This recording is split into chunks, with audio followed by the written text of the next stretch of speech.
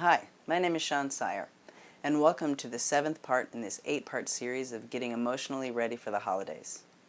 This video, we're going to focus on controlling your thoughts to change outcomes.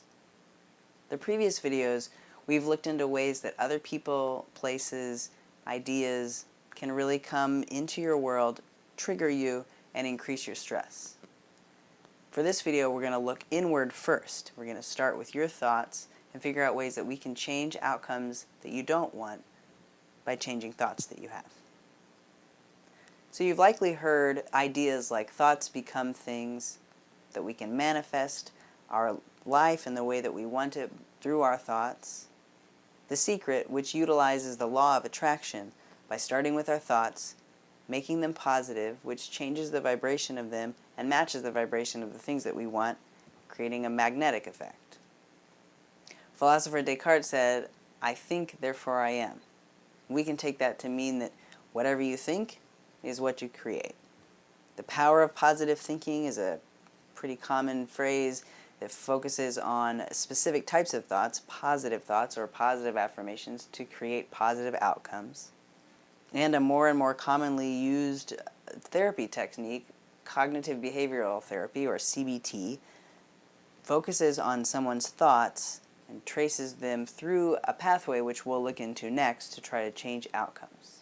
So that pathway that you can gain more and more control over starts with your thoughts, which then creates a feeling, which then drives you to some type of action, and you experience some type of outcome.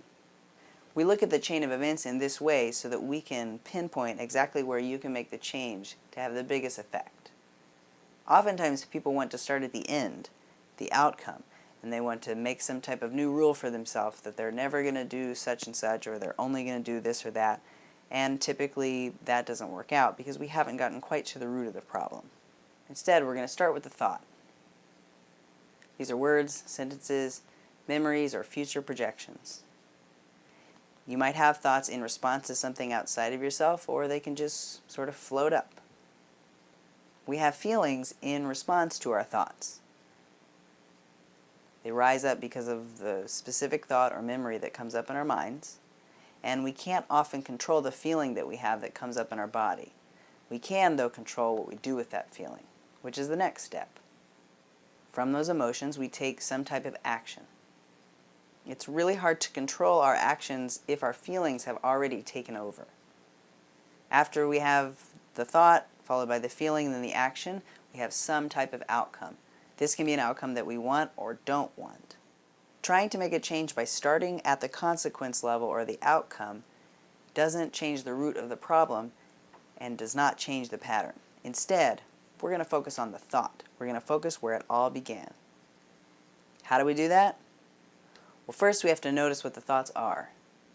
Then we're going to verify the thought and ask ourselves if it's true. Then we can change the thought into something that's more true or more helpful. So I suggest that you literally write down these steps.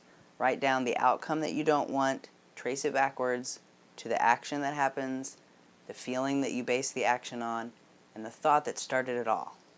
Once you can identify that thought, you can ask yourself, what exactly was I thinking? Then ask yourself, is this true? You're going to use a really judgmental, rational mind, taking the emotion out of it. Ask yourself, is this true? Then ask yourself, is this helpful? Even if something's true, if it's not helpful, you probably ought to change it. You change it by literally rewording the thought to make it true or make it helpful, and most often you'll want to use some type of positive affirmation. This is a practice that can take a really long time to master. It's good enough just to have it in your mind, knowing the way that it works, so that when things are happening throughout the holidays, you can just remember there's a chain of events here: a thought, a feeling, an action, and an outcome. Anytime you're aware that this kind of mechanism is taking place, you have more control and more power. So be gentle with yourself as you learn this. Be gentle with yourself as you start to get curious what these steps are for you and how you can make tweaks to that first step, which is your thoughts. Stay tuned. Next Thursday we'll have the final part in this series, and make sure you subscribe so that you get emails to find out when it comes out. Thanks so much.